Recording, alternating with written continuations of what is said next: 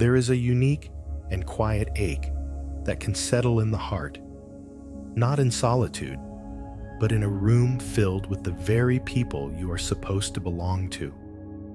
It's the strange, hollow feeling of being invisible in your own family. It is the paradox of being surrounded by love, yet feeling profoundly unseen. How is it that we can feel most alone when we are, quite literally, not alone at all?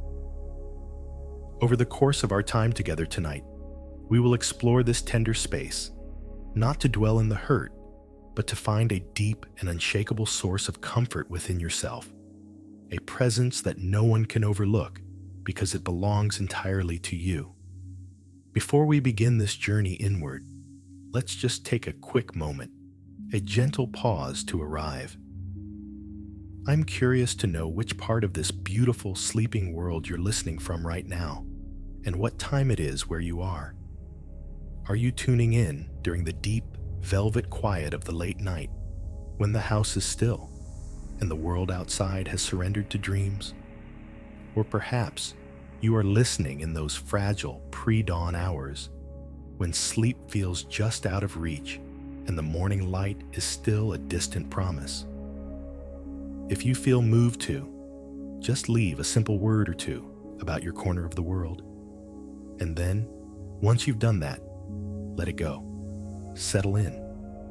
Because this time, this space we are creating right now is entirely and completely yours. There's nothing else you need to do. No one you need to be for. This is your time to receive.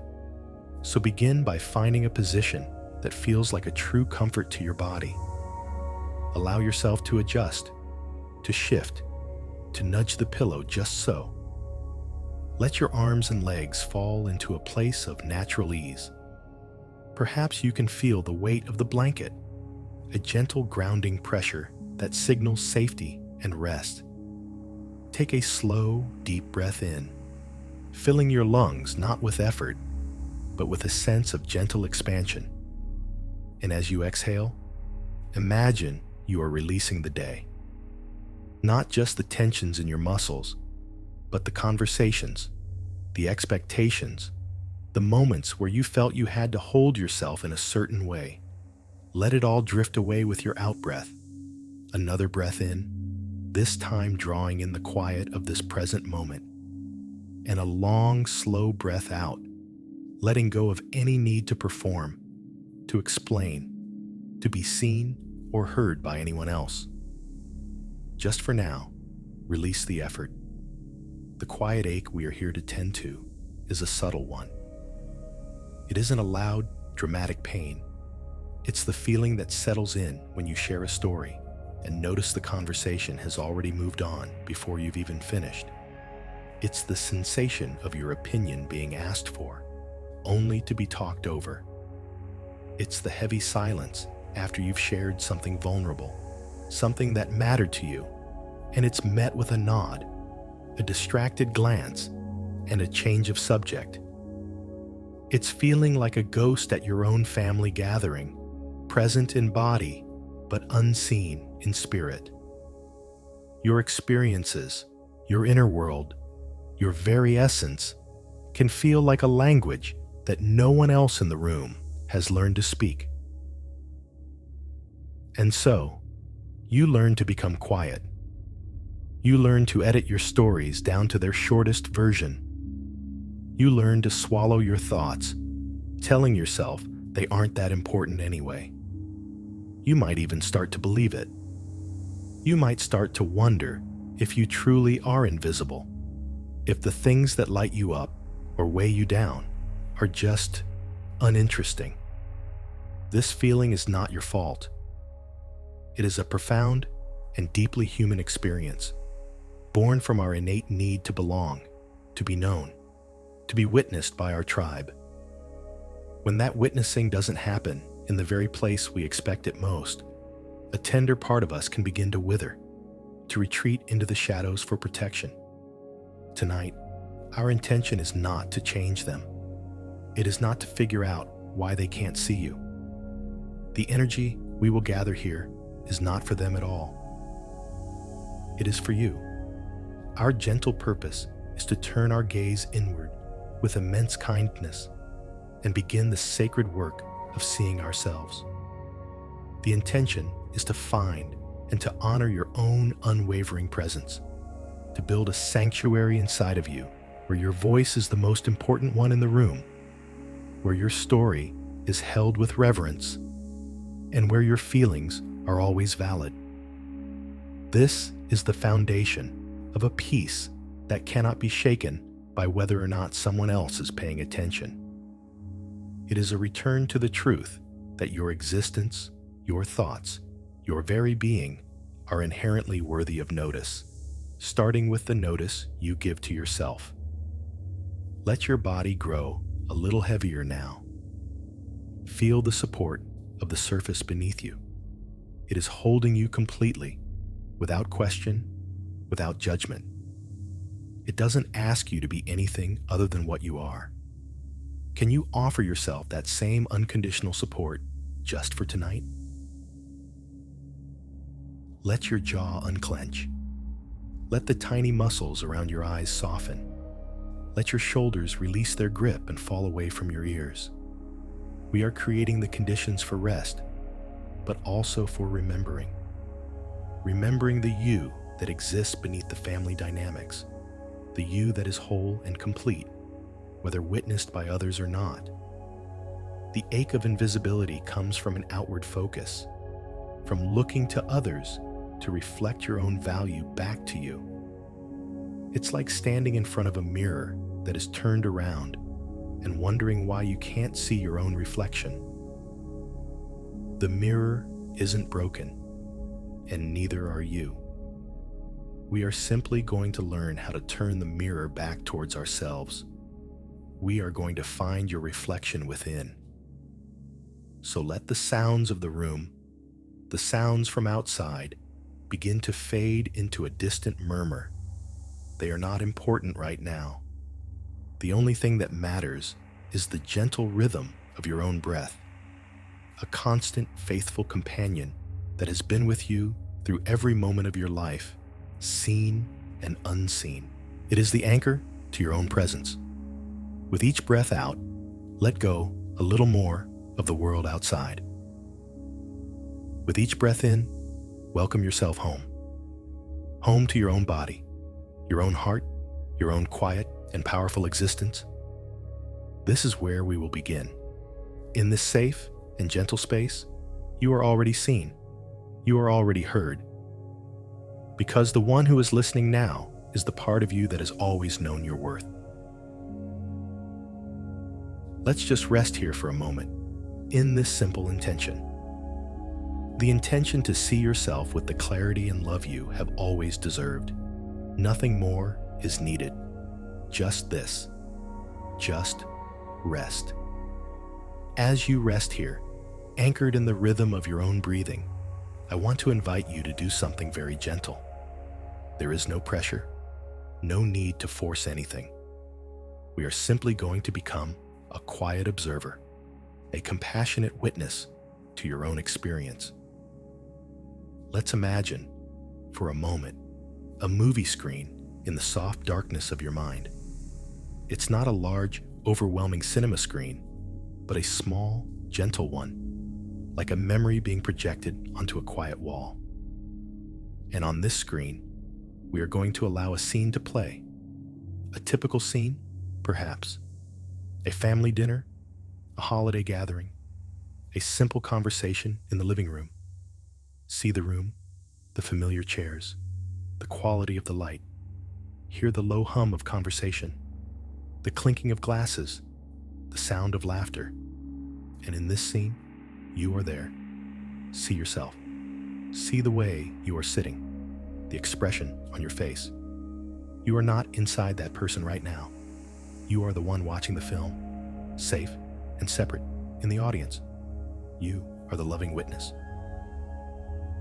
Now, watch closely, with kindness. Watch as the person who is you on that screen prepares to speak. See the subtle shift in posture, the way they lean in just slightly. See them take a small breath, a sign that they have something to share. a thought, a story, a feeling. The words begin to form. And then, notice what happens. Perhaps another voice rises, louder, more assertive, cutting across the space. Perhaps the person they are speaking to turns their head, their attention captured by something or someone else. Watch the moment, not with anger or resentment, but with simple, clear-seeing compassion. See the way your words, the ones you are about to share, seem to hang in the air for just a second before dissolving, unheard. They dissipate like smoke, leaving no trace. There is no echo. The river of conversation simply flowed around you, as if you were a stone it didn't even have to part for. Observe this. Just observe. There is no need to assign blame or to feel the sting of it in this moment. We are simply acknowledging that it happened. This is an act of validation. You are finally giving this quiet, overlooked moment the attention it deserved. You are being the witness that wasn't there in the room. Now, let's watch that person on the screen again. The you in the memory. What happens in the moment just after the words dissolve? Watch their body. Is there a small, almost imperceptible slump in the shoulders? A slight lowering of the head? A quiet pulling back of energy, as if retreating into a protective shell? Maybe they pick up their fork and focus intently on their food. Maybe they offer a tight, small smile, a social gesture to signal that everything is fine, that it didn't matter anyway. But you, the witness, you see the truth. You see the subtle retreat. You see the flicker of disappointment in their eyes before it is carefully masked, and you can feel compassion for this person. You can send them a wave of understanding from where you sit, here in the quiet darkness. You are seeing them. You are finally, fully seeing them. The experience of being dismissed is not just about the words. It's about the feeling that your inner world has no place to land. You offer a piece of your inner landscape, a thought, an experience, a vulnerability, and you find there is no ground to receive it. It just falls, and the feeling that follows is a quiet, heavy loneliness. Let's name that feeling. Loneliness in a crowded room. It's the feeling of being a single, silent note in the middle of a loud symphony, a note that no one can hear. It's the feeling of being homesick when you're already home. By observing this scene without judgment, you are doing something incredibly powerful. You are separating the event itself from the story you might have told yourself about it. The old story might have been, "What I have to say isn't important," or "I am boring," or "Nobody cares about me." These are stories of self-blame, born of hurt. But as the compassionate witness, you can see a different truth. You can see a person trying to connect. You can see external dynamics at play. You can see other people caught up in their own worlds, their own habits of communication, their own lack of awareness. The scene is not necessarily a reflection of your worth. It is a reflection of a dynamic. Let's gently let that scene on the screen fade now. Let the image dissolve, just as the words did, and bring your awareness back to your own body, resting here and now. Feel the solidness of the bed beneath you. Notice the gentle rise and fall of your chest. You are here. You are present. You survived that moment and all the other moments like it. Your spirit, though perhaps bruised, is resilient. The part of you that watched that scene, the witness, is your core. It is the unshakable part of you. It is the part that knows the truth of your experience, regardless of whether anyone else ever acknowledges it. This part of you is your inner parent, your wisest friend, your most devoted confidant. And tonight, we are strengthening our connection to this wise, seeing self. We are learning to turn to this inner witness for the validation we seek outside, because this witness is always available. It never looks away. It never interrupts. It never finds you uninteresting. It is here, right now, holding space for you with infinite patience and love. So just rest in that knowing for a moment. The truth of your experience has been seen. The feeling of being overlooked has been acknowledged. You have offered yourself the gift of your own undivided, compassionate attention. This is the beginning of healing. It is the first step in reclaiming your presence, not by demanding it from others, but by inhabiting it fully yourself. There is no need to revisit any more scenes tonight. That one was enough. The simple act of witnessing just once with love is a profound act of self-reclamation. You are learning to say to yourself, I see you. I saw what happened. It was real. And you are okay. Allow your body to soften even more deeply into rest, carrying this quiet seed of self-witnessing within you. It is a powerful seed. And here, in the safety of the night, we will let it begin to grow. Now that we have gently witnessed the experience from a safe distance, let's bring our awareness a little closer, not to the memory itself, but to the echo it leaves behind in the body. Our bodies are wise and honest storytellers. They hold the truths that our minds sometimes try to dismiss or rationalize away.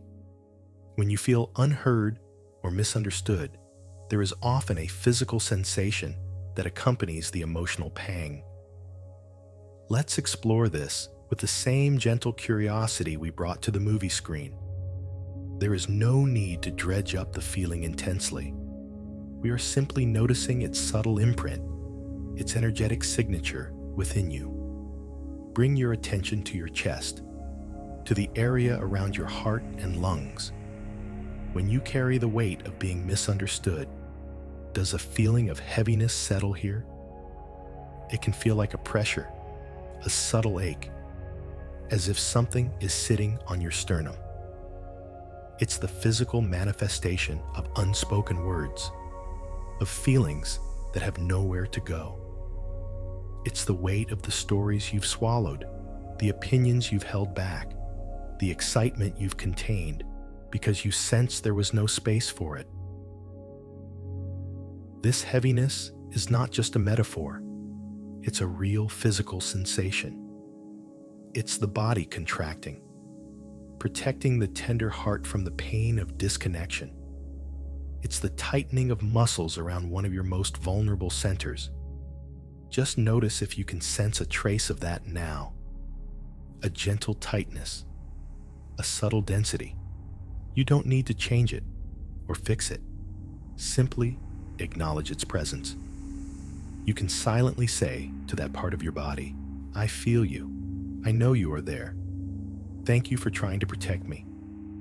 This simple act of inner acknowledgement can begin to soften the tension, to create a little more space for breath to move.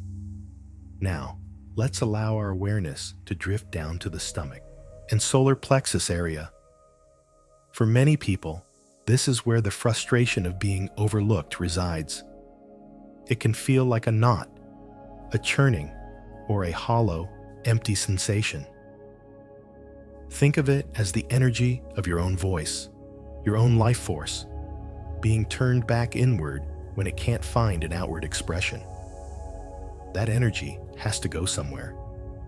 It can curdle into a silent frustration, a low-grade, simmering anger that you may not even be consciously aware of.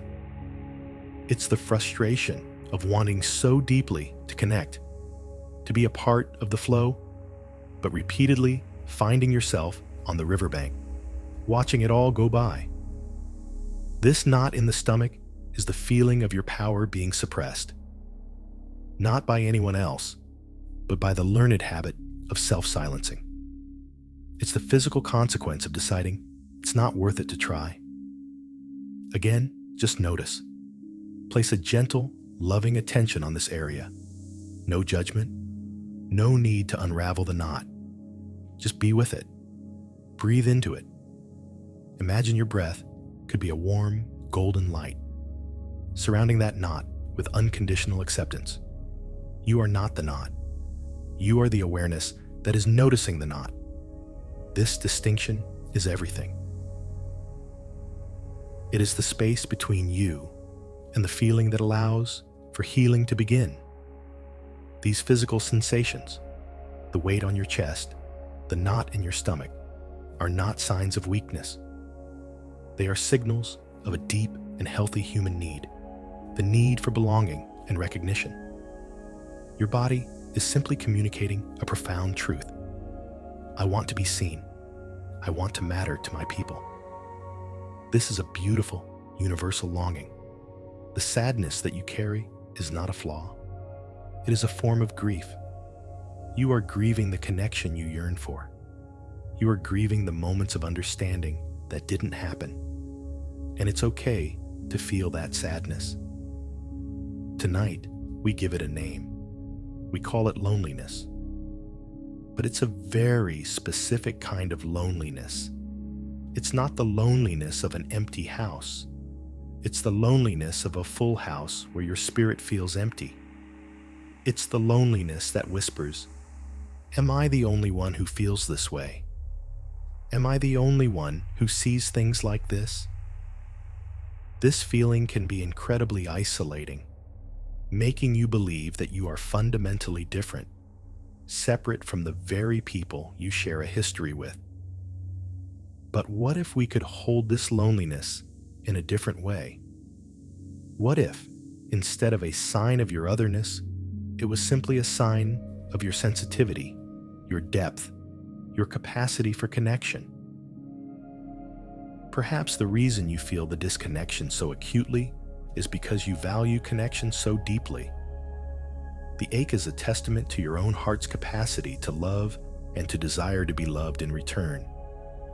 It is, in a strange way, a sign of your own emotional health.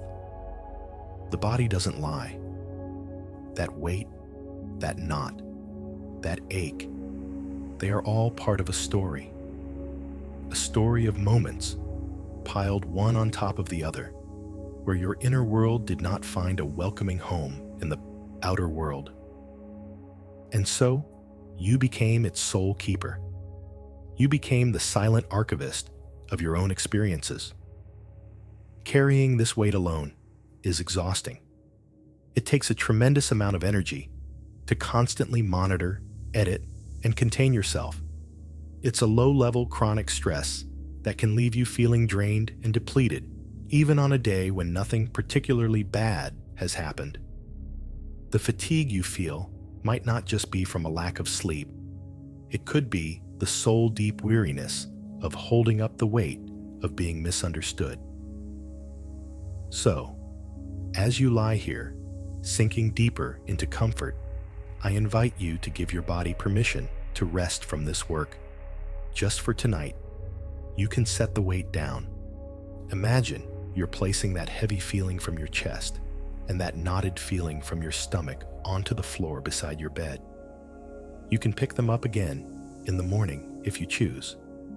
But for now, for the duration of this healing sleep, you are free from their burden. Feel the lightness that begins to emerge in their absence. A subtle sense of spaciousness in your chest. A gentle calm in your belly. You are not ignoring the feelings. You are lovingly and intentionally setting them aside so that you can access a deeper state of rest. You are acknowledging their message, and now you are allowing your body to recover. The feelings are valid. The physical sensations are real. The loneliness is understandable. By naming them, by feeling them, by honoring them, you take away their power to define you. They are no longer a vague, unnamed source of discomfort. They are simply energies, sensations, and stories that you are learning to hold with a new and profound compassion. You are becoming the safe harbor for your own heart. And in this harbor, all feelings are welcome, but none are required to stay forever. They can come, be seen, and then, like ships, they can sail away, leaving the waters of your being calm and clear once more. Rest in this calm. Rest in this clarity. You have done beautiful, brave work just by being present to these feelings. Now, allow yourself to drift. As you rest in this newfound space of gentle acknowledgement, I want to offer you a deeply comforting truth, a truth to hold on to as you drift towards sleep. It is this: you are not alone in this feeling. This experience of feeling invisible within your own family is not a unique personal failing. It is not a strange and isolating curse that has been placed only upon you. On the contrary, it is one of the most profoundly common and deeply human stories there is. All across the world, right now, as you are listening to these words, there are millions of other souls lying in the quiet of their own rooms, carrying the very same ache in their hearts. Imagine them for a moment. Someone in a bustling city, the sound of sirens faint in the distance, feeling unheard amidst the noise of a large, boisterous family. Someone in a quiet, suburban home, the house still and tidy, feeling unseen by a partner or a parent who is physically present but emotionally distant. Someone in a country far away, with different customs and a different language, who knows the universal sting of sharing a piece of their heart only to have it met with a distracted gaze. The details of their stories are different, but the core feeling is identical. It is the silent question: do you see me? Do you hear me? Do I matter here? This feeling is woven into the very fabric of the human condition. We are born wired for connection, for attachment, for what psychologists call attunement, that beautiful resonant state where another person tunes into our emotional frequency and reflects it back to us. In infancy, this is a matter of survival. As we grow, it becomes a matter of emotional well-being. To be seen, to be heard, to be understood, these are not childish wants. They are fundamental human needs, as essential as food and water for the thriving of the spirit. So, the sadness you feel when this need is not met is not an overreaction. It is not you being too sensitive. It is a perfectly natural, healthy, and legitimate response to a genuine emotional deprivation. It is a signal, like thirst or hunger, telling you that a vital nutrient is missing. Please, let the weight of that sink in and release you from a heavy burden. Let go of the story that there is something wrong with you for feeling this way. For years, you may have turned this feeling inward, interpreting it as evidence of your own inadequacy. You might have thought, if I were more interesting, they would listen. Or, if I were more confident, they would respect my opinion.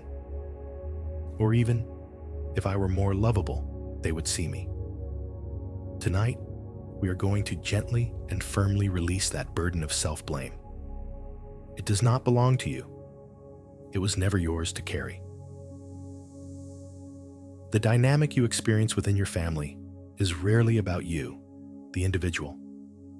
It is almost always about a complex system of roles, rules, and communication patterns that were established long before you could even speak. Think of it like a dance.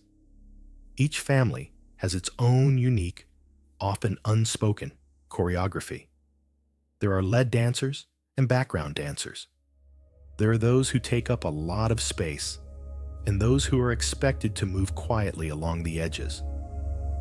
These roles are often assigned unconsciously, based on birth order, personality, and the unresolved histories of the generations that came before. You may have simply been cast in the role of the quiet one, or the easygoing one, or the self-sufficient one. And once a role is cast, the other dancers in the family learn to interact with the role, not always with the real, multifaceted person who is playing it. Their inability to see you clearly may have very little to do with your visibility and everything to do with the script they have been following their entire lives. They are not seeing you because they are busy playing their own part, responding to their own cues, caught up in the momentum of the family dance. This is not to excuse hurtful behavior or to say that it doesn't cause pain. It does. But seeing it from this wider perspective can lift the crushing weight of personal responsibility. It wasn't your fault. You didn't do anything wrong. You were a child who learned to adapt to the emotional climate you were born into. You learned the steps of the dance in order to belong, in order to survive. And part of that dance, for you, was learning to make yourself small, to quiet your own music so as not to disrupt the main performance. This is a story of adaptation, not of defect. It is a story of your incredible ability to perceive the emotional needs of a system and adjust yourself accordingly. This, in itself, is a profound form of intelligence and sensitivity. The very quality that allows you to feel the sting of being unseen so deeply is the same quality that made you so adept at navigating your family's emotional landscape. So, can you feel a sense of compassion for the younger version of yourself who learned this dance? The one who learned that being quiet, being agreeable, was the safest way to maintain connection and avoid conflict. That child was a brilliant survivor. They did exactly what they needed to do. And the patterns they learned are still running, not because you are weak, but because they were once so effective. By understanding this, we shift from a place of shame to a place of gentle, loving curiosity. We stop asking, "What is wrong with me?" And we start asking, "What did I learn? And what is the dance I've been a part of?" Normalizing this experience doesn't make the pain disappear instantly, but it takes away the sharp, isolating edges. It places your story within the grand, sweeping narrative of human relationships. You are a part of a tribe that stretches across continents and through generations. The tribe of the quiet observers, the deep feelers, the ones who yearn for a connection that goes beyond surface-level chatter. You belong. Your feelings are a familiar song, sung in countless hearts. As you allow this understanding to settle into your being, feel a loosening, a release. The burden of blame is not a rock you must carry up a hill. It is a cloak, and you can simply let it slide from your shoulders. Let it fall away.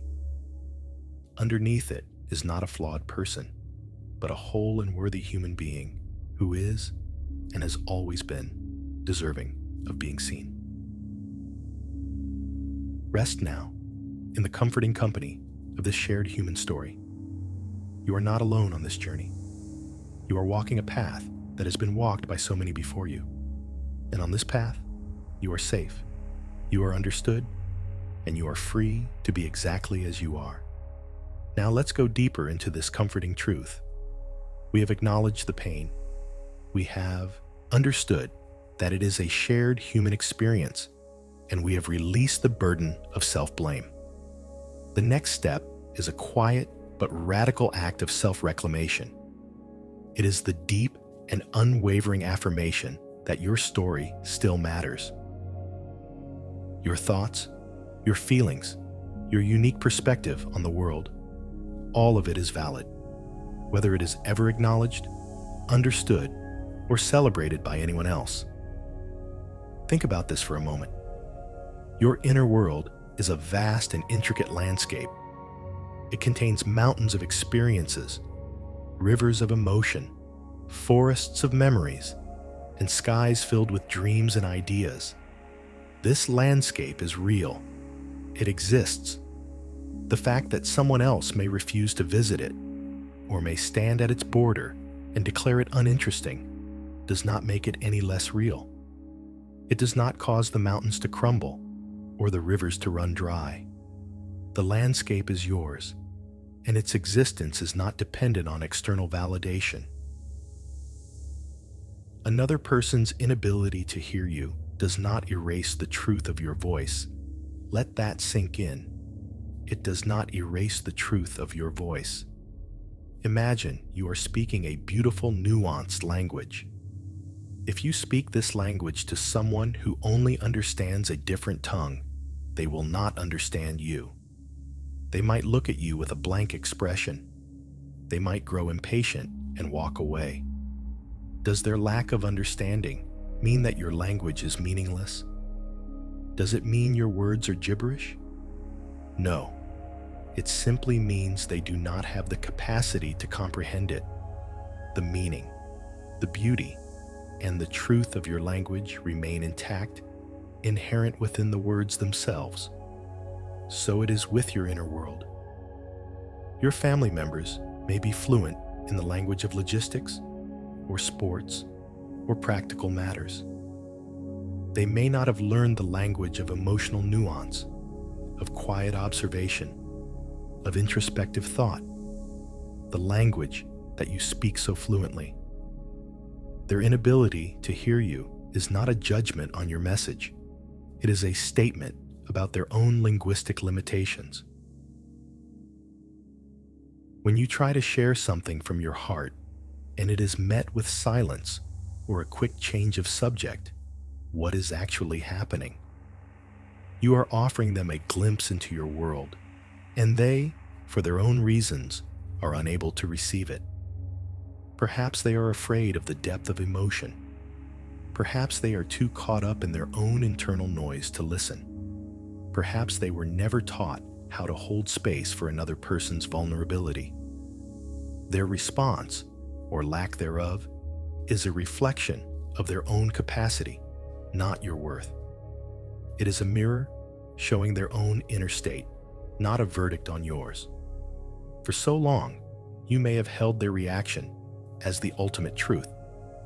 If they don't respond, it must mean what I said was worthless. If they don't engage, it must mean I am not engaging enough. We are now gently severing that connection. Their reaction is their information. Your experience is your truth. These are two separate things. Your feelings are valid simply because you feel them. They do not require a committee's approval. Sadness is a valid response to loss. Frustration is a valid response to a block. Joy is a valid response to beauty. The feeling of being overlooked is a valid response to being overlooked. You do not need anyone to co-sign your emotions for them to be real. They are your body's intelligent response to your life. They are your internal guidance system, and they are always telling you something true about your own experience. So when that feeling of invisibility arises, instead of looking outward for confirmation, you can now learn to turn inward and say, "Ah, there you are. I recognize you. You are telling me that I am in a situation where I am not being seen. Thank you for the information. Your message is received." You become your own validator. You become the one who says, "Yes, this is real. Yes, this is happening. Yes, it is okay to feel this way." This is an act of profound self-respect. The wisdom you carry inside you is real and valuable, a quiet library that belongs entirely to you. Think of all the books on the shelves of this library. There are volumes of observations you've made about people, about nature, about life. There are books of poetry filled with the feelings you could never quite put into words. There are encyclopedias of your own personal history, filled with the nuanced details of your journey. There are novels of the dreams you hold for the future. This library is rich, unique, and irreplaceable. Just because no one else has taken the time to check out a book or to sit and read a chapter with you does not diminish the value of the collection. The wisdom is there. The stories are there. The truth is there, resting quietly on the shelves, waiting for the one person who truly needs to appreciate it. You are the head librarian of your own soul. Your job is not to run out onto the street and beg people to come in and read. Your job is to cherish the collection. It is to walk through the aisles, pull a book from the shelf, and reread a favorite passage. It is to dust off a forgotten memory and honor its place in your story. It is to sit in the quiet, comfortable reading chair in the center of it all and simply appreciate the magnificent, one-of-a-kind library that is you. This is not about arrogance or ego. It is about a quiet, dignified self-possession. It is the gentle and firm recognition that your inner life has intrinsic worth. It requires no audience to be valid. It needs no applause to be true. As you drift deeper into relaxation, let this sense of inner validation be a warm, comforting blanket. Let it wrap around you. The frantic need for others to get you can begin to subside. The exhausting effort of trying to prove your worth can be released. You can rest. You can simply be. You can exist in the quiet knowing that you, in all your complexity, with all your thoughts and feelings, are whole and complete. Your story matters because you lived it. Your voice is true because you speak it, even if only to yourself. And your quiet inner library is a sacred space, a source of endless wisdom and comfort that is yours and yours alone. We are going to build your inner sanctuary. This is a place in your mind, a room that belongs only to you. It is a space designed for your ultimate comfort, safety, and peace. And in this space, you are not just a visitor. You are the most honored guest. Let's begin to construct it now. It can look and feel however you wish. There are no rules, no limitations. Start by imagining a door. It can be a simple wooden door, warm and inviting, or an ornate, carved door, hinting at the treasures within. See the handle. Is it cool and smooth metal, or a rustic, textured latch? In your mind, reach out and touch it.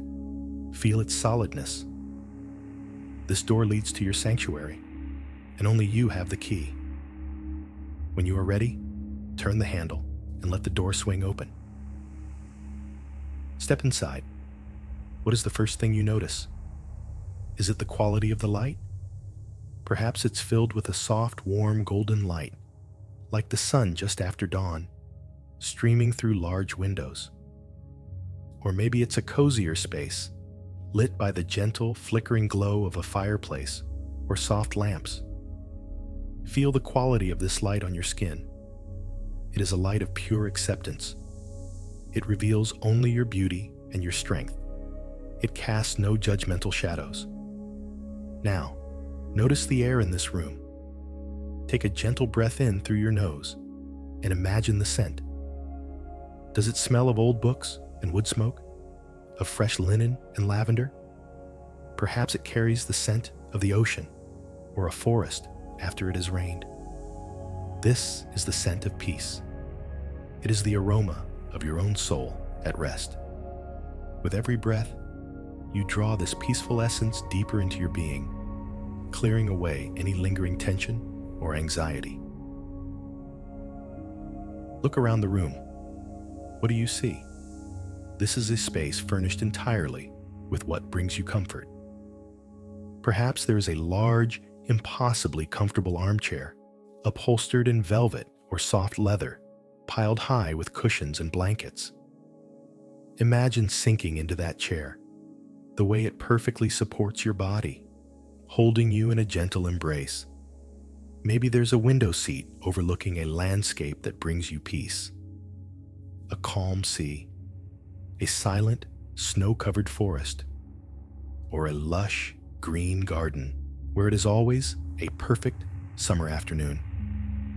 Whatever you see outside this window is a reflection of your own inner capacity for peace. The view is not somewhere else. It is inside you. What is on the walls? Are they lined with bookshelves, filled not only with your favorite stories, but with the books of wisdom from your own inner library? Are they adorned with art that soothes your spirit? Or are the walls simple and clear, creating a sense of spaciousness and uncluttered calm? There is no right or wrong. This is your design. Now, let's tune into the sounds of your sanctuary, or perhaps the silence. This room can be as quiet as you need it to be, a deep and profound silence that allows your own thoughts to be heard without competition. Or maybe there is a subtle soundtrack to your peace, the gentle crackle of a fire, the distant rhythmic sound of waves on a shore, the soft purring of a cat curled up nearby. Or perhaps your favorite calming music is playing softly in the background. Whatever you hear, it is the sound of safety. It is the sound of a space where you can finally, fully let your guard down. This room, this sanctuary, is more than just a pleasant visualization. It is a neurological tool. By creating this space in your mind, you are actively carving out new neural pathways for peace and self-regulation. You are building a mental and emotional home base that you can return to anytime, anywhere. Now, let's focus on the most important aspect of this sanctuary. In this room, your voice is clear, respected, and heard by the one person who matters most right now, you. Imagine yourself sitting in that comfortable chair, and now you speak. You don't have to shout. You can speak in a whisper, and the acoustics of this room will carry it perfectly. What do you say? Perhaps you finally share the story that was interrupted at the dinner table. In this room, you can tell the whole story with all its details and all its feeling. As you speak, notice that there is no one there to cut you off, no one to look at their phone, no one to change the subject. There is only a deep, resonant, listening silence. The very walls of the room seem to listen, to absorb your words with reverence. The listener is the room itself. The listener is the quiet, wise, witnessing part of you that we have been cultivating. In this space, you can say, "I felt sad today," and the sanctuary replies, "Your sadness is welcome here." You can say, "I have this brilliant idea," and the sanctuary replies, "Your creativity is celebrated here." You can say, "I'm so tired of trying," and the sanctuary replies, "Here, you can simply rest. There is nothing to prove." This is the practice of self-attunement. It is learning to give yourself the quality of attention you have been seeking from others. It is turning your own loving awareness inward and holding space for whatever is true for you in any given moment. This sanctuary is always available to you. It is a quiet retreat from the noise of the world and the clamor of family dynamics. When you feel unheard in a conversation, you can, for just a split second, mentally step into this room and remember your inherent worth. When you feel the familiar ache of being overlooked, you can take a deep breath and recall the scent of peace in your sanctuary. It becomes an inner resource, a wellspring of comfort that is not dependent on external circumstances. It is your portable, unshakable home. So for the next few moments, as you continue to drift towards sleep, just rest here. Rest in your perfectly designed room. Feel the comfort of the chair. See the peaceful view from the window. Hear the gentle sounds of safety. Know that this space is real. It is a part of you. It is the home you are building for your own spirit, a place where you are always seen, always heard, and always welcome. You are the honored guest, and you are also the gracious host. You are home. Rest now, in the deep peace of your very own sanctuary. Resting here in the deep, quiet comfort of your inner sanctuary, feeling utterly safe and completely seen by yourself, we can now undertake a gentle but powerful act of liberation. We are going to give you explicit, unequivocal permission to let it go. To let go of the immense, exhausting effort of trying so hard to be seen. Imagine for a moment that for years you have been holding a heavy stone in your hand. You've been clenching your fist around it, your muscles strained, your arm aching.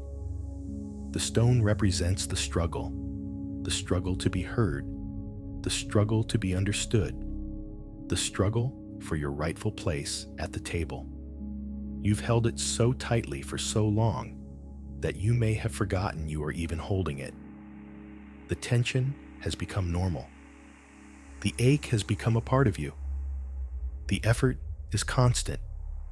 A low humming motor running in the background of your every interaction with your family. It is the energy you spend carefully choosing your words, hoping these will be the ones that finally land. It is the energy you use to monitor their reactions, searching their faces for a flicker of understanding. It is the energy of pushing, ever so gently, against a locked door, hoping that this time it will swing open. Tonight, right now, in the safety of your sanctuary, I want you to look at that clenched fist in your mind's eye. See the white knuckles, the strain in your forearm. And now, I am giving you full permission to simply open your hand. Just release the grip. Let the fingers unfurl, one by one. And as your hand opens, feel the heavy stone simply drop away. It falls to the ground with a soft thud, and perhaps it even rolls away into the darkness, out of sight. It's gone. Feel the immediate rush of relief in your hand, in your arm, in your shoulder. Feel the warmth of blood flowing back into the spaces that were constricted. A tingling sensation of freedom.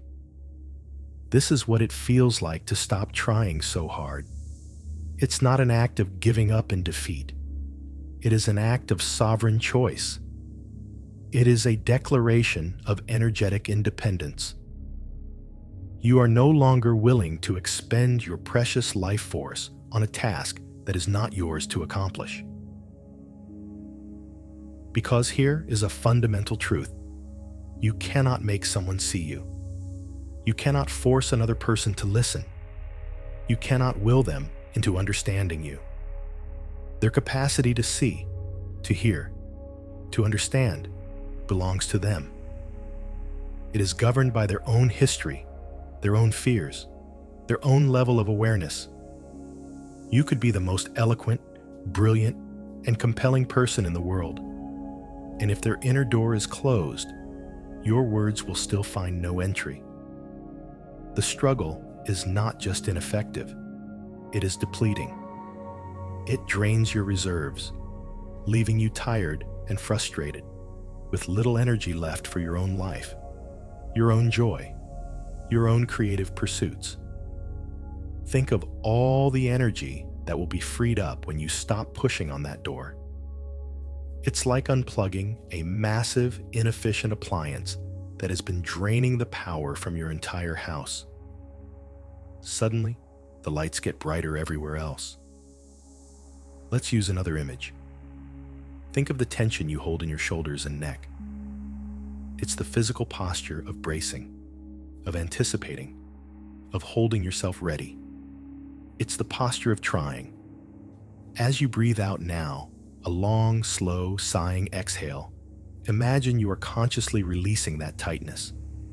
Feel your shoulders drop, soften, and melt away from your ears. This is the feeling of letting go. It is like a long-held breath that is finally let go. With that exhale, you are releasing the need to change anyone else's behavior. You are releasing the silent, often unconscious project of trying to fix the family dynamic. You are letting go of the hope that if you just try a little harder or explain yourself a little better, they will finally have the awakening you have been waiting for. You are releasing them from that expectation. And in doing so, you release yourself from the burden of waiting. You take your power back from a future moment that may never come, and you place it firmly in the present, right here inside of you. This is an incredibly loving act, both for yourself and for them. For you, it is the ultimate act of self-care. You are conserving your energy for what you can control: your own thoughts, your own feelings, your own inner state. You are choosing to invest your precious energy into cultivating your own inner sanctuary, into listening to your own voice, into watering your own garden. You stop waiting for rain from a cloudless sky, and you learn to draw water from your own deep well. And for them, it is also an act of love. Though it may not seem so at first, you are releasing them from the pressure of your unspoken needs. You are letting them be who they are as they are, without the constant, subtle demand that they be different for you. This allows for a new kind of interaction, one that is less fraught with disappointment and more grounded in a clear-eyed acceptance of what is. You can still love them. You can still engage with them. But you are no longer sourcing your sense of self-worth from those interactions. Your well-being is no longer a fragile thing that can be shattered by a dismissive comment or a distracted glance. It is anchored in the solid ground of your own self-recognition, in the unshakable peace of your inner sanctuary. This doesn't mean you become a doormat.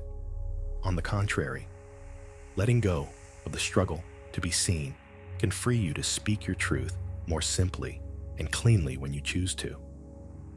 But you do so without attachment to the outcome. You share your thought because it is true for you, not because you need a specific reaction. You offer your story as a gift, with no strings attached. Whether they receive it or not is up to them. Your part is in the authentic offering. You become like the sun. The sun shines. It doesn't check to see who is looking at it. It doesn't withhold its light from those who are inside with the curtains drawn. It simply radiates its own nature. You, too, can learn to simply radiate your own truth, your own presence, without needing it to be received in a certain way. This is a profound shift from a place of seeking to a place of being.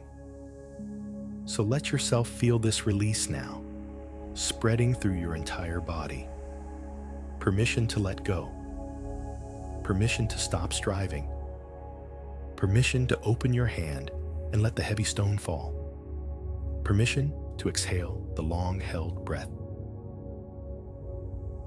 Your only work tonight is to rest in this new freedom, to feel the lightness in your shoulders, the ease in your heart. The struggle is over because you have chosen to end it. The only validation you truly need is your own, and you are learning to give that to yourself in abundance. Rest now. You have set down a great burden. You are free. Having given yourself permission to set down the heavy stone of striving, a new space opens up within you. It's a space that might feel tender at first, because when we stop struggling, we often come face to face with the feelings that the struggle was helping us to avoid. Beneath the frustration and the effort of trying to be seen, there often lies a deep reservoir of stored emotions. Sadness, disappointment, a quiet grief for the connection you've always yearned for. Tonight, in the safety of your sanctuary, we are going to allow this reservoir to flow, not as a flood to drown in, but as a gentle river, cleansing and clearing the path forward. Imagine a river flowing through the landscape of your inner world. For a long time, perhaps, a dam has been built across this river. The dam was constructed out of necessity, built from stones of, I should be stronger, it's not a big deal, and I shouldn't feel this way. It was a protective measure, designed to hold back the waters of emotion so you could function, so you could keep going, so you could keep showing up at the family table with a smile. But holding back a river takes an immense amount of pressure.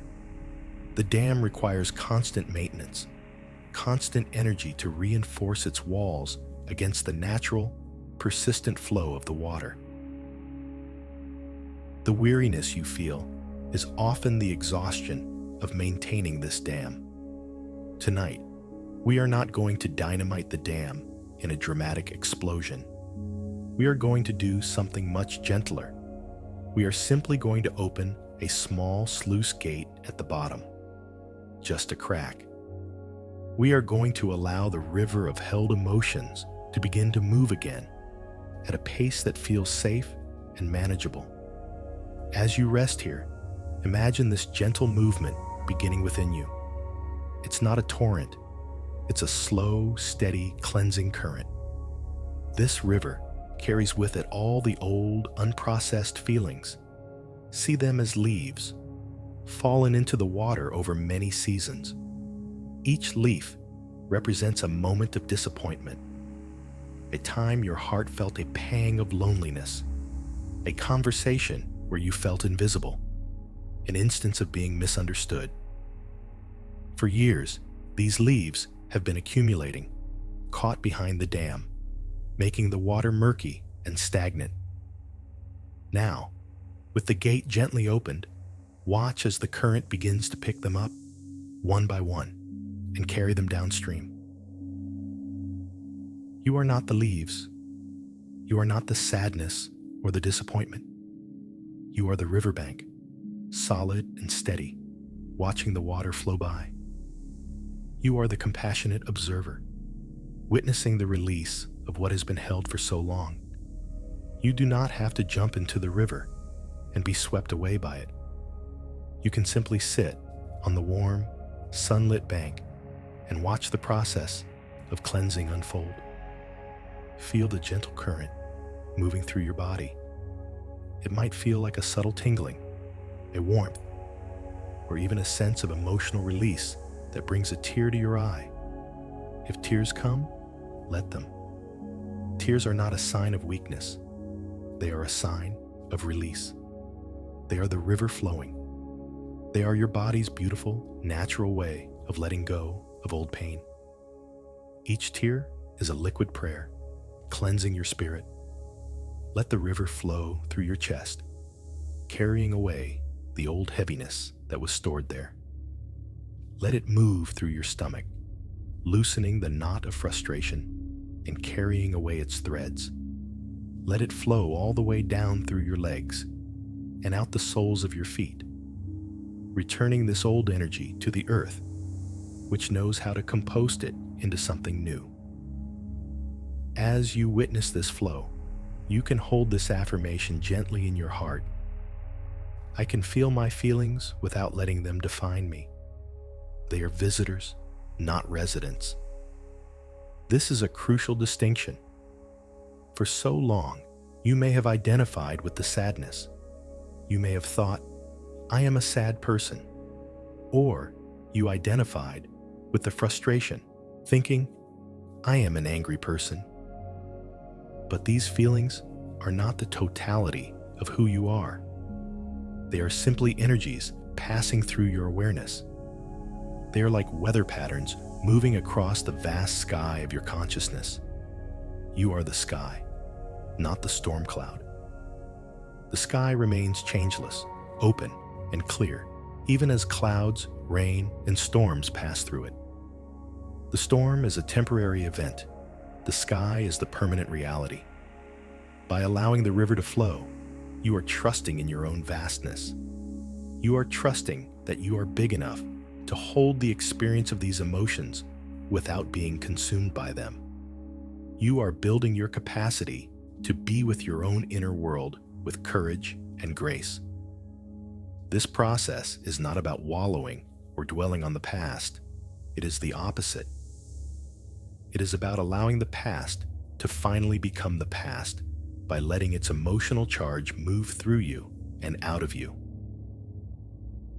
When we don't allow this flow, the old emotions remain trapped in our nervous system. They color our present-day perceptions. They make us overly reactive in some situations and emotionally numb in others. They are the static on the line that prevents us from hearing our own inner wisdom clearly. By letting the river move, we are clearing the static. We are cleaning the channel. We are restoring our nervous system to a state of balance and peace. The river doesn't just carry away the old leaves, it also nourishes the riverbank.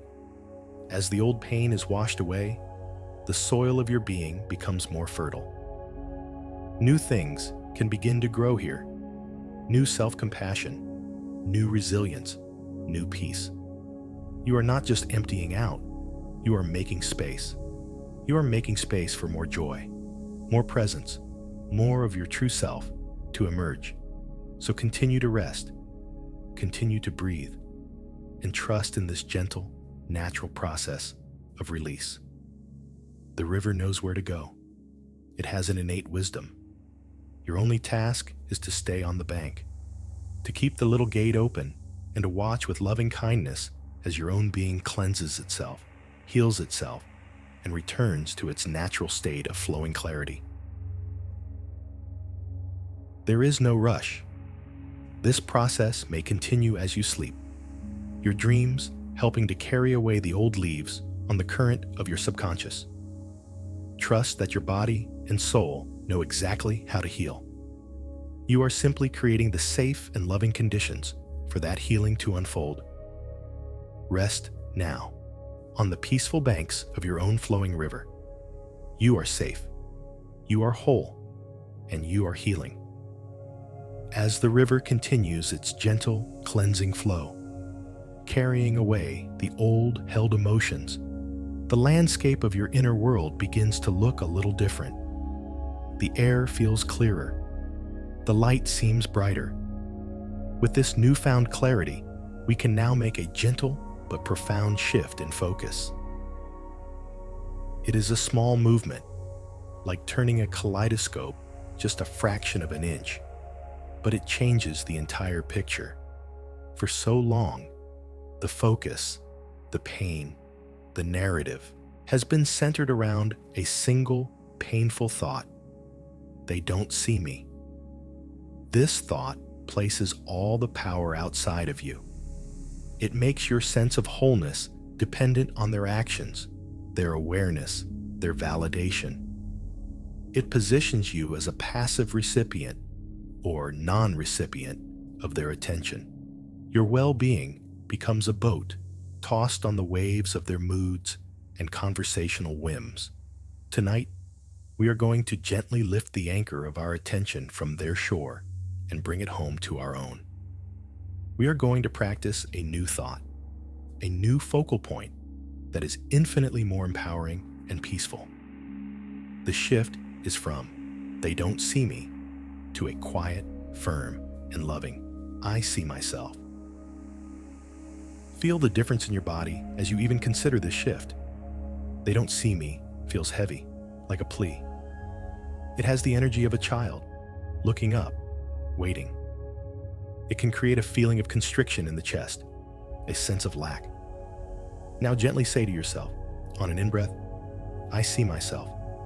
Feel the energy of that statement. It is calm. It is solid. It is a statement of fact, not a request. It has the energy of a wise, grounded adult. It feels centered, expansive, and whole. This is not a denial of the pain of being overlooked. We have honored that pain. It is real. But we are choosing not to make our home there. We are choosing to build our home on the foundation of our own self-witnessing. This shift in focus allows us to reframe their dismissal in a way that is no longer a personal wound.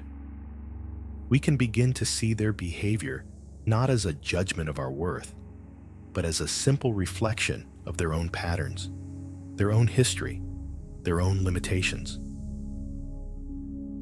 Imagine you are an astronomer looking at the night sky.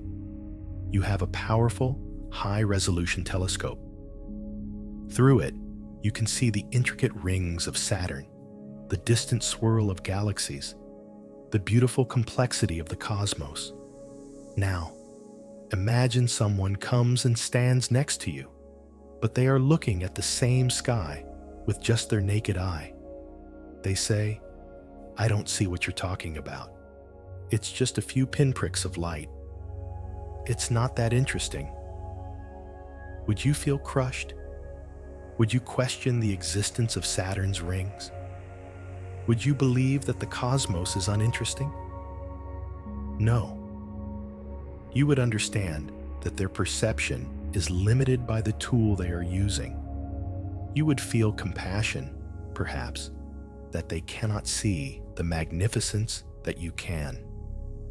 But you would never for a moment doubt the reality of what you see through your own powerful lens. It is the same with your inner world. You have the powerful telescope of your own consciousness, your own sensitivity. You can see the intricate beauty, the depth, the nuances within you.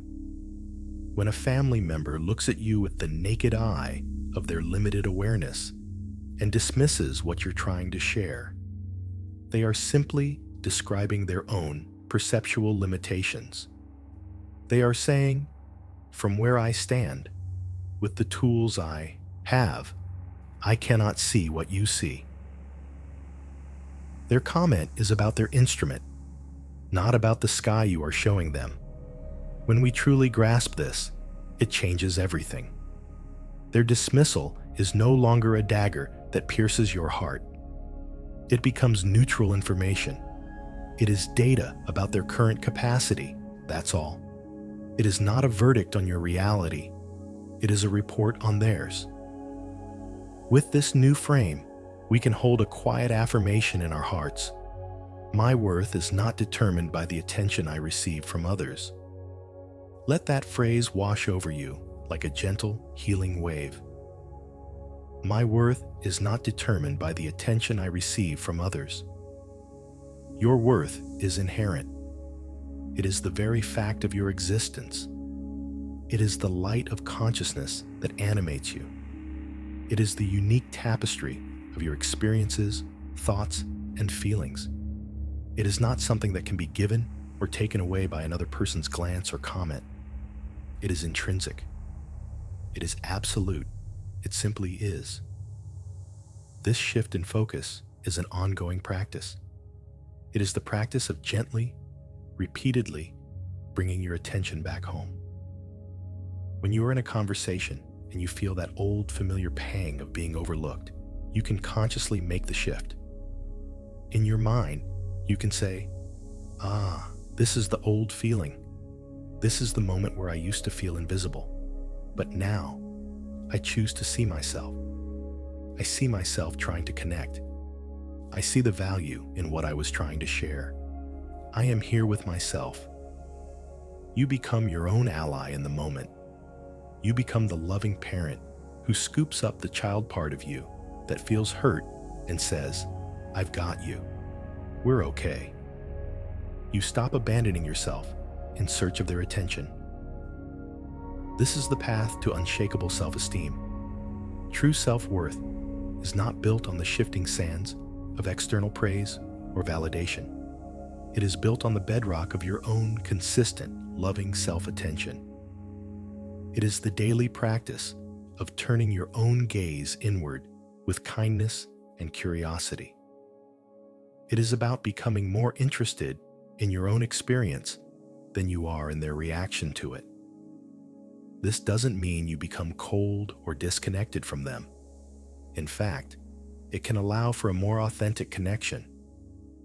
When you are not desperately needing them to see you in order to feel whole, you are free to see them more clearly.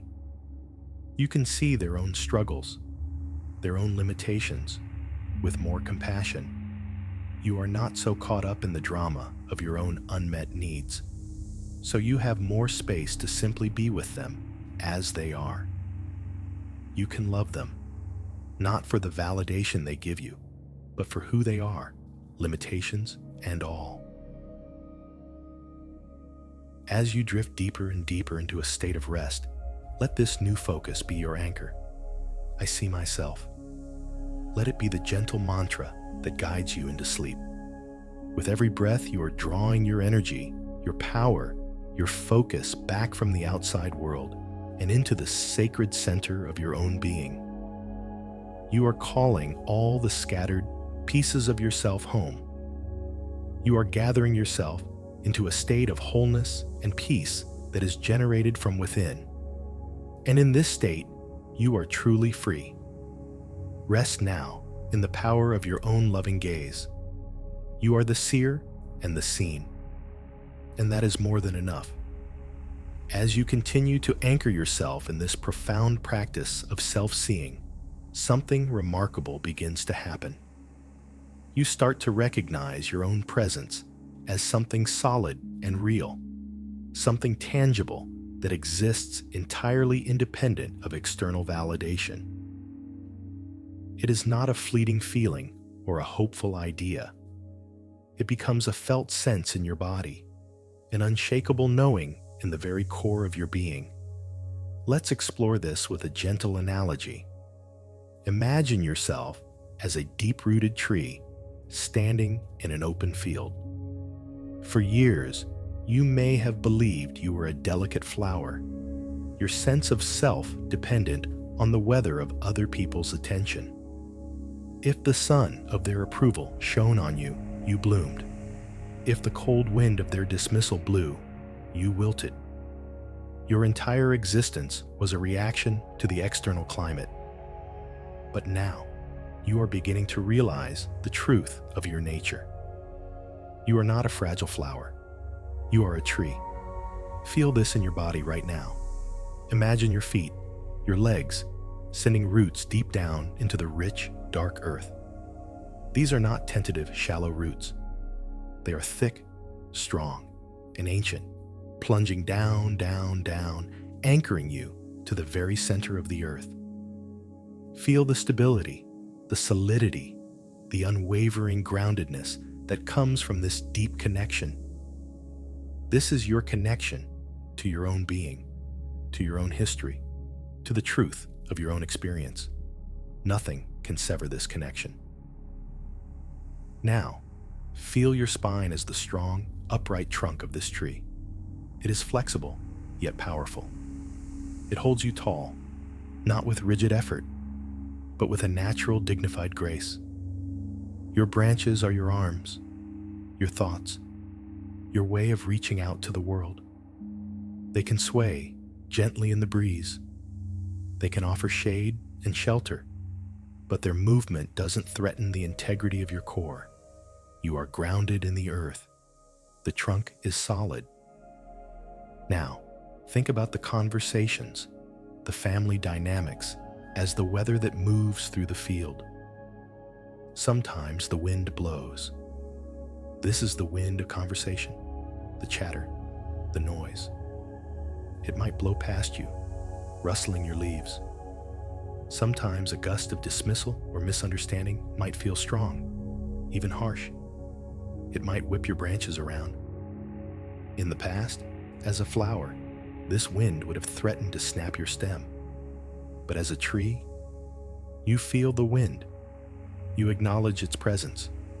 Your leaves may dance and flutter in it, but you are not moved.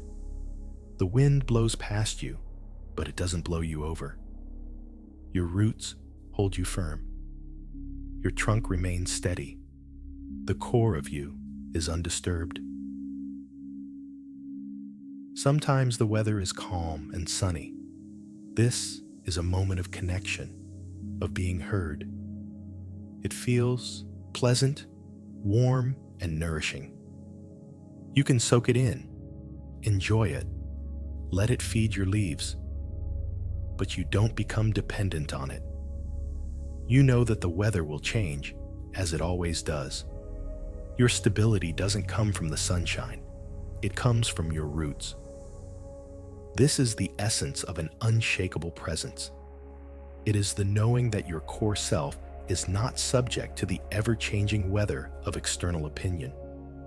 Your presence is the constant, the anchor, the deep-rooted reality of who you are. This presence has always been there, but it was overshadowed by the focus on the weather. Now, you are shifting your awareness from the passing winds to the eternal rootedness. Your ability to quietly hold your own space, even when it feels unrecognized, is a profound strength. Think about what a remarkable skill this is. To sit in a room full of noise and movement, to feel the currents of conversation flowing around you and not toward you, and to remain centered within yourself without bitterness or collapse. This is a form of spiritual mastery. It is the strength of the mountain that remains still while the clouds drift by its peak. It is the strength of the deep ocean that is calm in its depths, regardless of the turmoil on the surface. This is not a passive, weak state. It is a state of immense quiet power. It is the power of being rather than the power of doing. You are not fighting for attention. You are not performing for approval. You are simply, deeply, and authentically being yourself. And that, in itself, has a gravity, a presence that is far more compelling than the loudest voice in the room. People may not consciously notice it, but on a subtle, energetic level, they feel it. They feel the calm solidity of your rooted presence.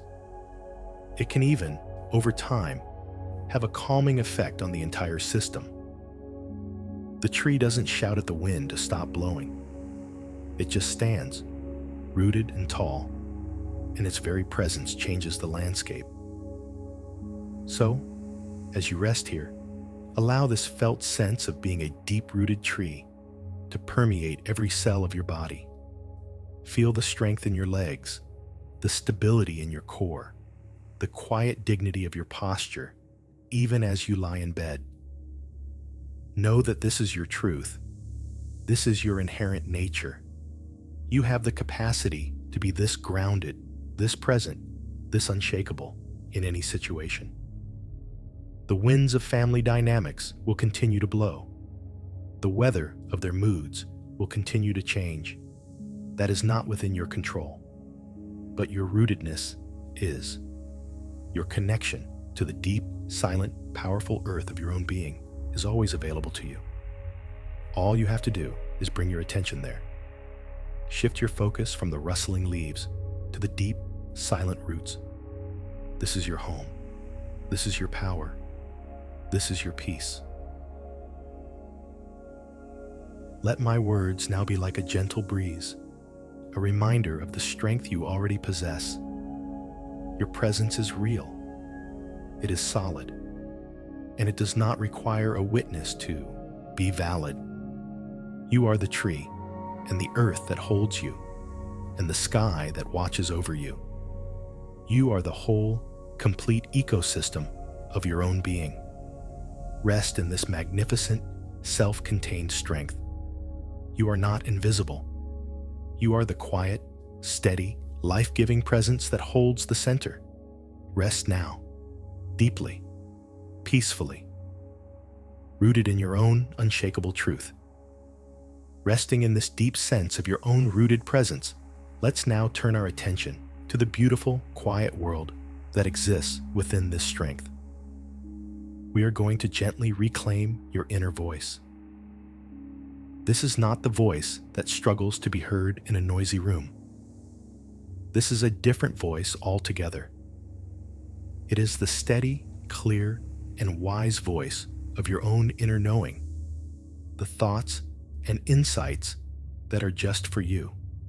For a long time, the value of your thoughts might have been measured by how they were received externally. If a thought was shared and met with agreement or interest, it was deemed valuable. If it was shared and met with silence, it was deemed worthless. This externalized system of validation can cause us to slowly lose trust in the quality of our own minds. We begin to believe that a thought is only real or important if it is reflected back to us by someone else. Tonight, we are severing that false equation. We are reclaiming the sovereignty of your own mind.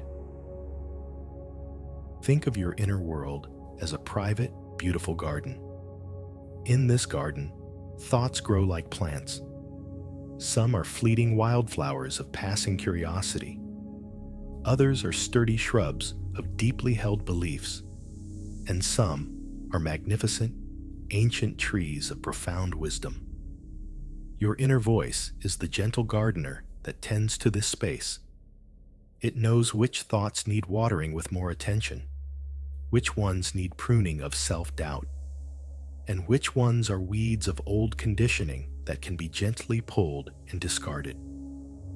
When you are constantly focused on the world outside, it's like the gardener has abandoned the garden to stand at the gate, shouting at passers-by, "Look at my garden. Isn't it beautiful? Please come in and admire my flowers." The focus is on getting external approval for the garden, while the garden itself, untended, begins to suffer. Reclaiming your inner voice means the gardener turns away from the gate, closes it gently, and walks back into the heart of the garden. The gardener's joy is no longer in the approval of others, but in the simple, sacred act of tending to the life that is growing within. The gardener begins to listen to the garden itself. Let's practice listening now. I want you to recall a moment, however small or seemingly insignificant, where you felt sure of your own truth, even if no one else agreed with you. Perhaps it was a quiet knowing about a situation, a gut feeling that told you which path to take. Maybe it was an insight you had while reading a book or walking in nature, a moment of clarity that felt like a quiet aha inside of you. It could have been a moment where you saw a situation in your family with perfect, objective clarity, even while everyone else was caught up in the drama. You didn't need to announce it. You didn't need to argue your point. You just knew. Hold that memory for a moment. Feel the sensation that accompanied that knowing. It was probably a feeling of quiet confidence, a sense of calm, centered rightness. It wasn't loud or arrogant. It was solid and peaceful. That feeling, that is the signature of your inner voice. That is the feeling of being aligned with your own truth. Your inner voice doesn't shout. It doesn't debate. It doesn't try to prove itself. It often speaks in a whisper. It is the subtle nudge, the quiet intuition, the clear, simple thought that arises in a moment of stillness. In the noise of family life, this voice is easily drowned out. And in the effort to be heard by others, we can forget to listen to ourselves. The practice now is to value what you hear inside more than what you hear outside. It is to give your own quiet insights the same respect, if not more, than the loud opinions of others. It is to create a habit of checking in with your own inner counsel before seeking external advice. You can ask yourself, what is my own deepest wisdom on this matter? And then You can practice waiting in the silence for the answer to arise. It will. It always does when we create the space for it. As you lie here, you can affirm this truth to yourself. My voice is mine. It is clear and true within me. Let's repeat that silently in the sanctuary of your mind. My voice is mine. This is a declaration of ownership. It is no longer on loan, seeking validation. It belongs to you. It is clear and true within me. This is a declaration of trust. You are choosing to believe in the clarity and integrity of your own perception, your own wisdom. This doesn't mean you are always right about external facts. It means you are always the ultimate authority on your own internal experience. No one knows your garden better than you, the gardener. No one knows your inner landscape better than you, the explorer. No one knows your heart better than you, its keeper. When you begin to truly live from this place, you will notice a change. You will feel less needy in conversations. You won't feel that desperate urge to jump in and prove your point, because you are already secure in your own knowing. You can offer your perspective as a contribution, not as a bid for validation. You can listen more deeply to others because you are not constantly rehearsing what you are going to say next. You become a better listener to others, precisely because you have become such a good listener to yourself. This inner voice is your most faithful companion. It has been with you your entire life, whispering guidance, offering comfort, speaking the truth, even when you weren't listening. It has never abandoned you. It is always there, waiting patiently for you to turn your attention inward. As you drift into sleep tonight, imagine you are creating a beautiful, quiet space within you for this voice to be heard. It's like building a small, soundproof library in the middle of your inner sanctuary, a place where you can go to consult your own deepest wisdom. The noise of the outside world fades away, and in the gentle, respectful silence, you can finally hear the clear, loving, and unshakably true voice of your own soul. Trust it. Nurture it. It is your infallible guide home. Rest now in the quiet company of your own wise counsel. There is nothing to figure out.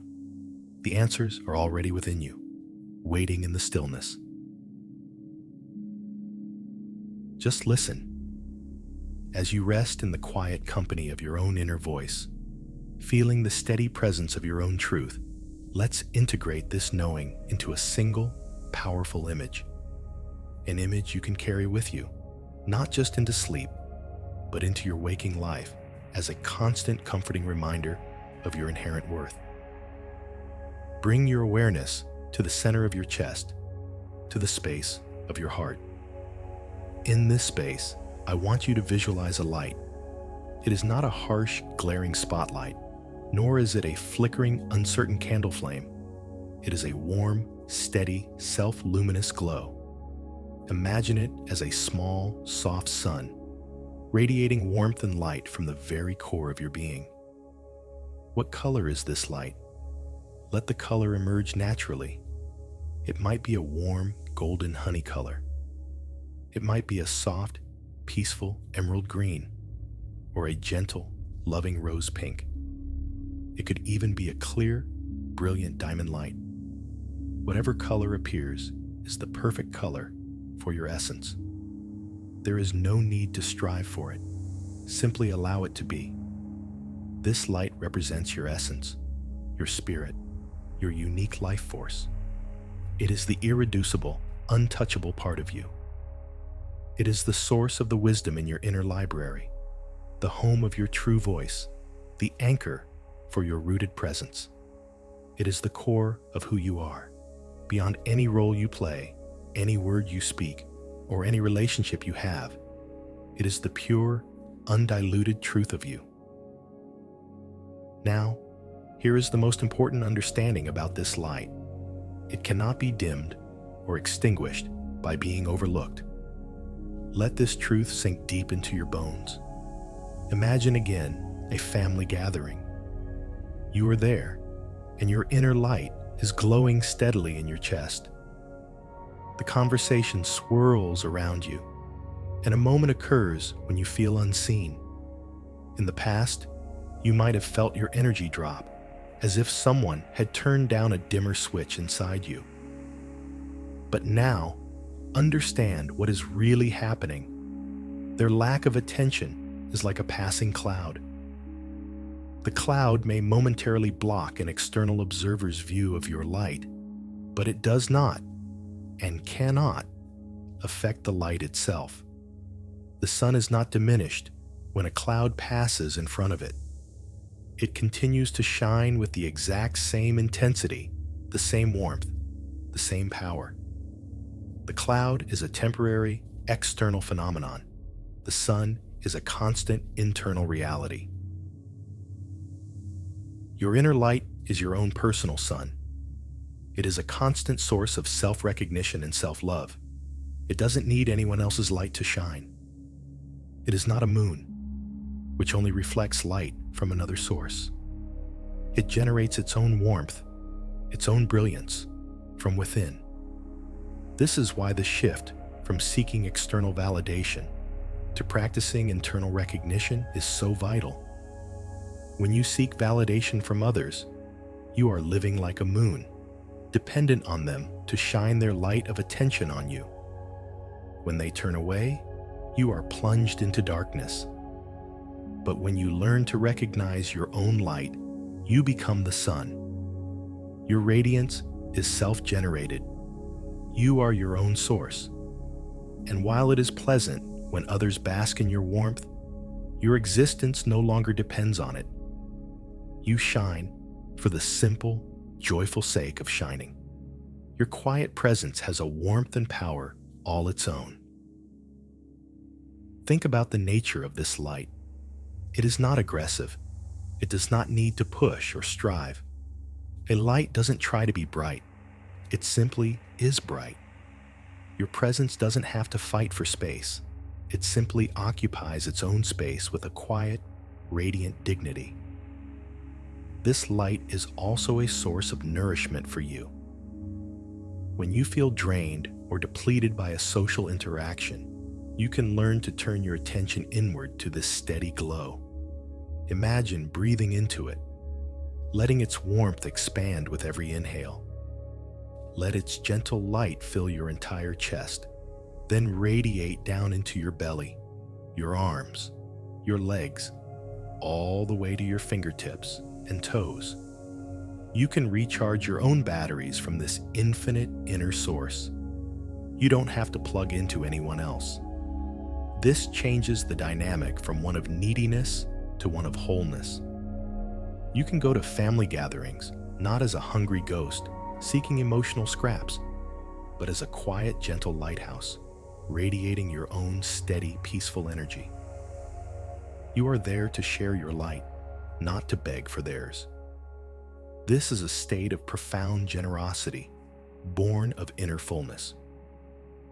As you lie here, sinking deeper and deeper into relaxation, feel the gentle, steady warmth of this light in your chest.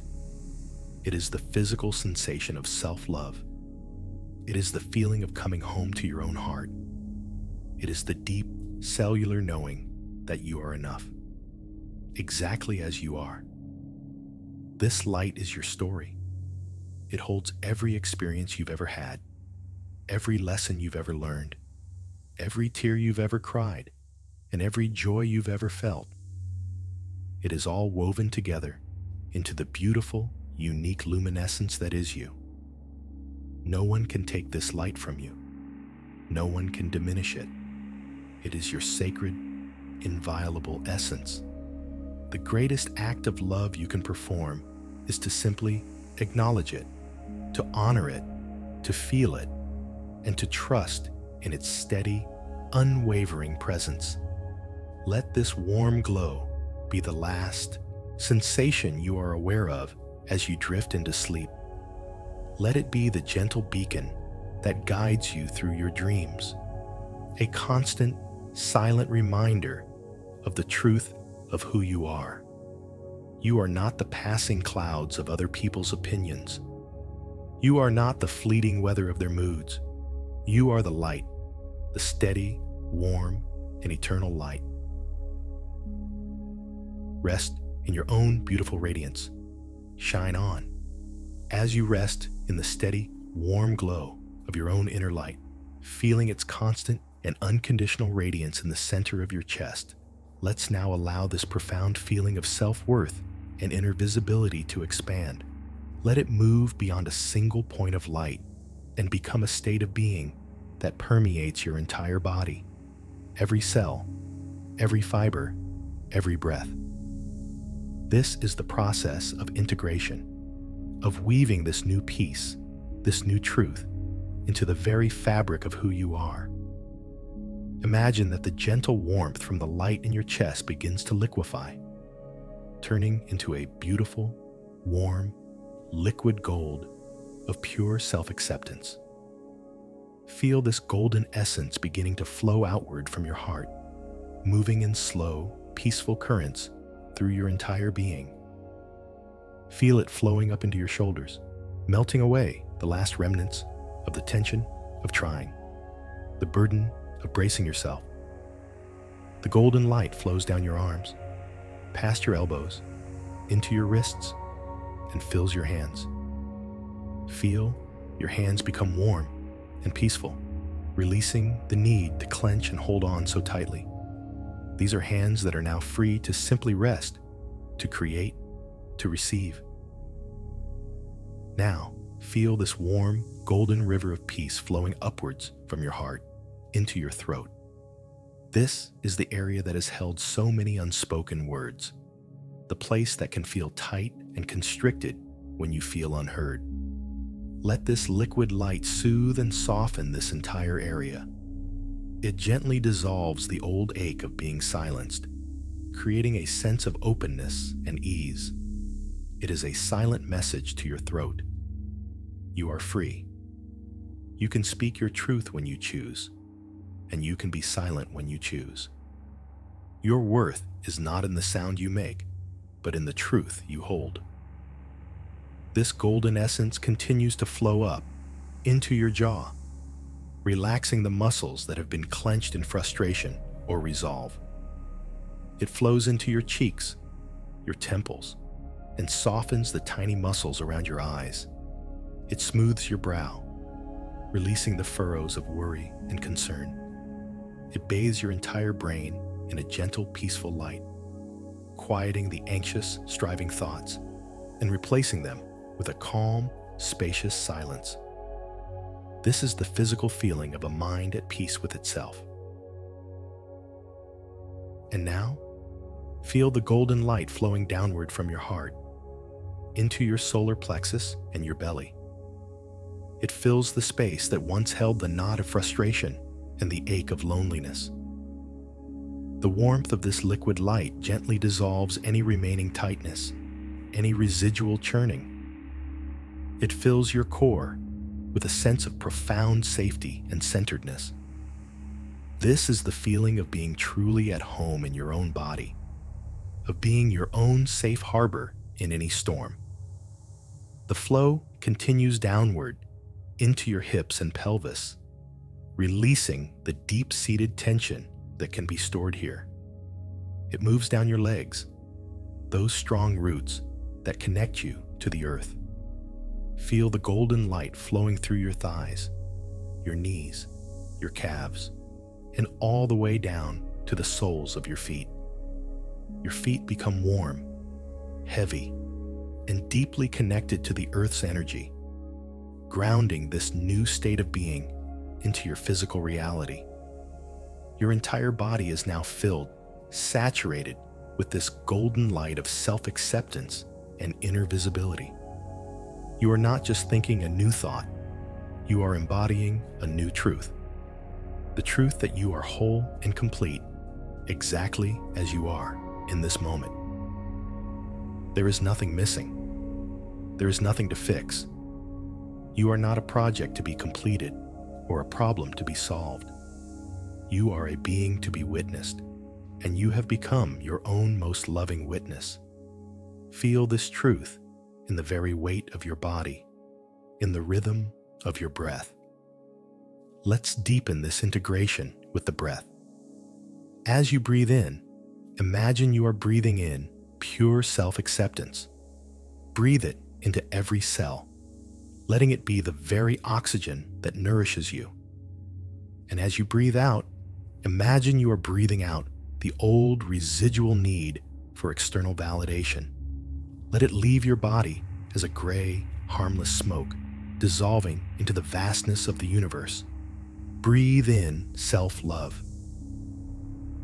Breathe out the need to be loved by others in a specific way. Breathe in inner peace.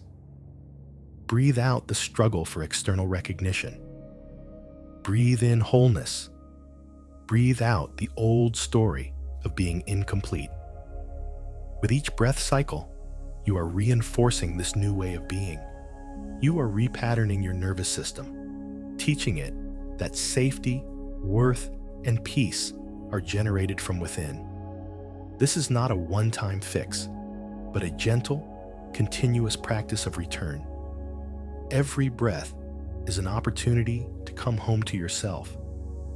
You are weaving this peace into your very DNA.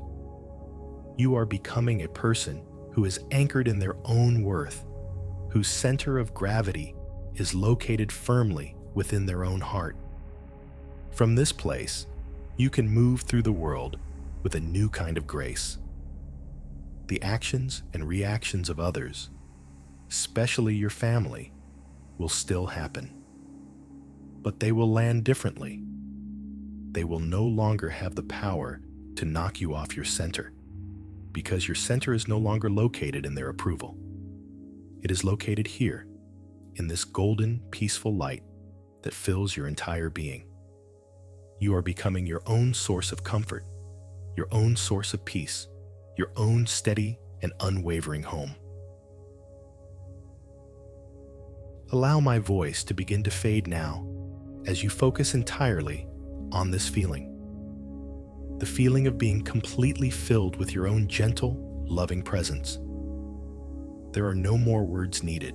There is nothing more to analyze or understand. The only thing left is to simply be with this sensation, to marinate in it, to let it saturate you as you drift off to sleep. This feeling is your truth. This peace is your birthright. You have come home. Rest now, in the wholeness of your own beautiful being. You are complete. You are at peace.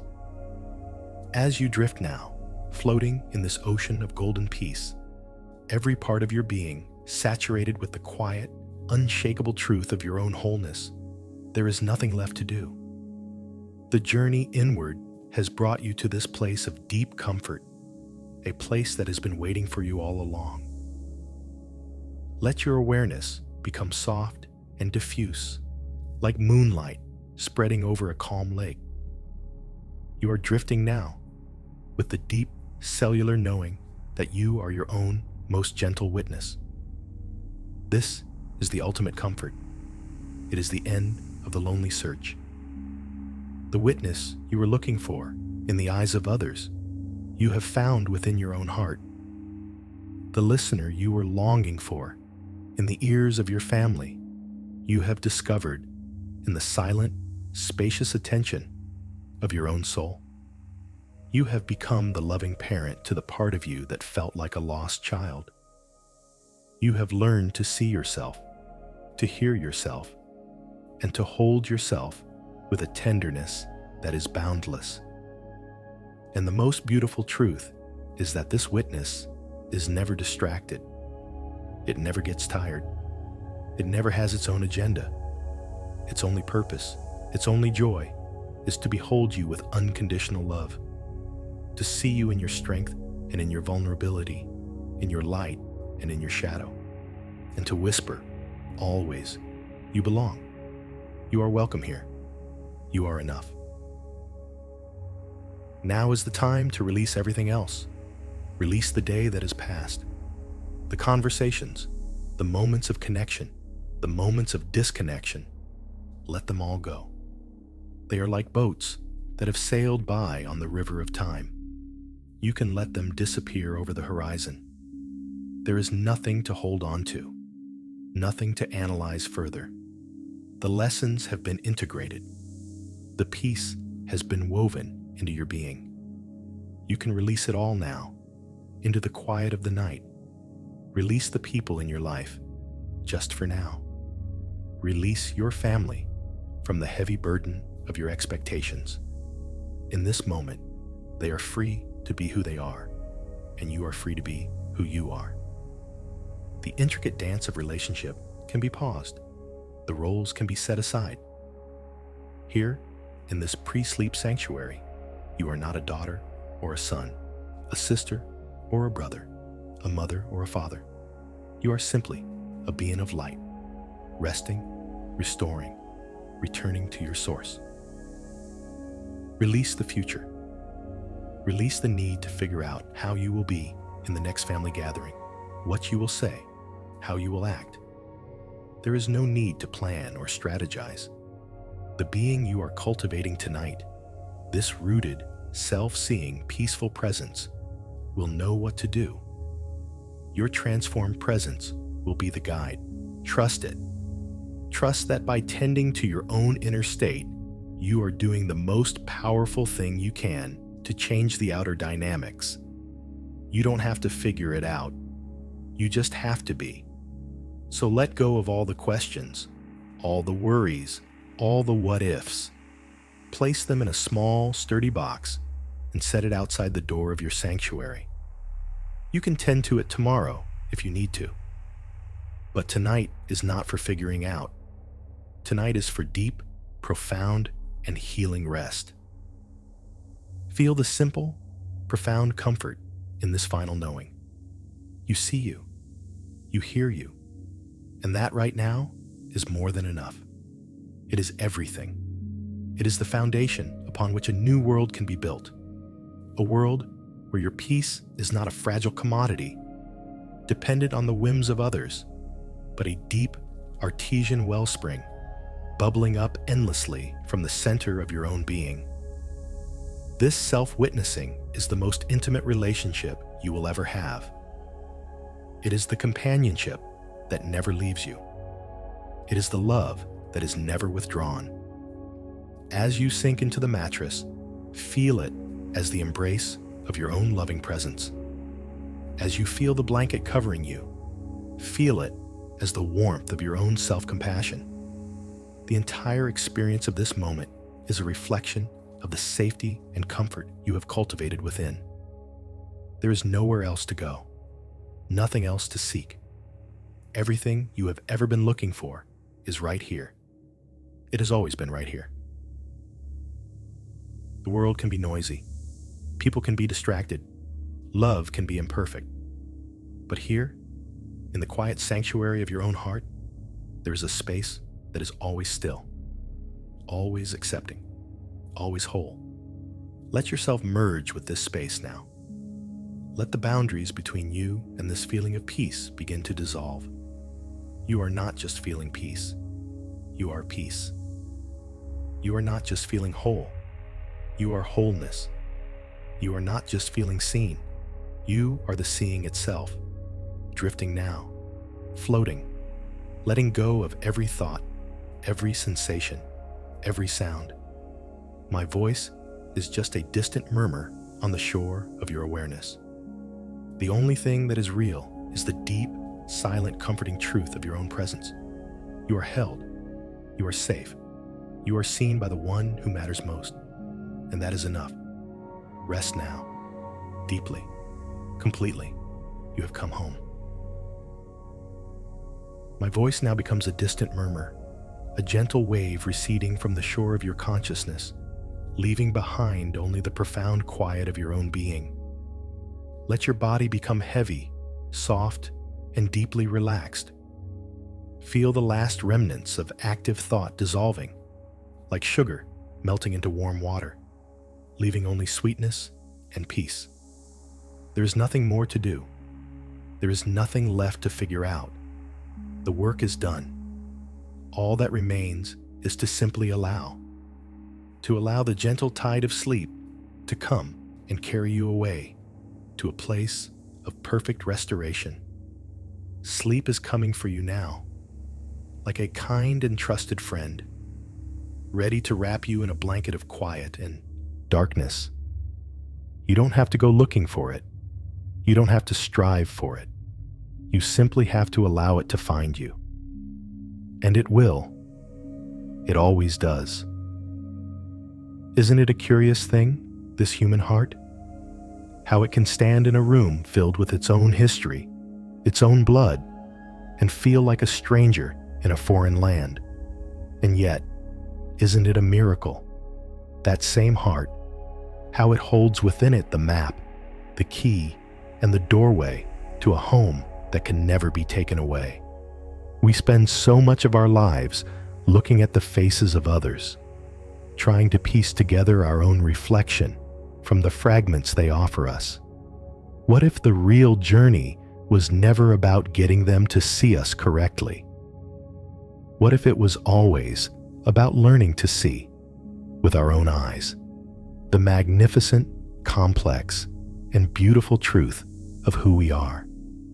Perhaps the loneliness we feel is not a punishment, but a sacred invitation, a call from our own soul, beckoning us to turn away from the noisy marketplace of external validation and to come home, to walk the quiet, holy ground of our own inner world. Maybe the feeling of being invisible is a spiritual training, a practice in learning to generate our own light when the world outside feels dark. Maybe it is the universe's way of teaching us that our worth is not a performance to be judged, but a presence to be inhabited. These are not questions that need answers tonight. They are just soft pebbles dropped into the deep, still pool of your resting mind, their ripples gently expanding as you drift. The answers will come not in words, but in a new way of being. They will reveal themselves in the quiet confidence with which you move through your days, in the calm that you hold in the midst of family storms, in the gentle, loving way you learn to speak to yourself. The healing is not in changing them. It was never about changing them. The healing is in remembering you. Your presence in this world is a unique and unrepeatable note in the grand symphony of existence. Whether that note is heard by a few or by many, or sometimes it feels by none at all, does not change the truth of the note itself. It is beautiful, it is necessary, and it contributes to the whole simply by being. Allow yourself to believe in the value of your own quiet music. Allow the need for an audience to fall away. Just be the music. Rest now. Let go of my voice. Let go of the day. Let go of it all. You are seen. You are whole. And you are safe to rest now. Sleep is coming. Just allow. Rest now.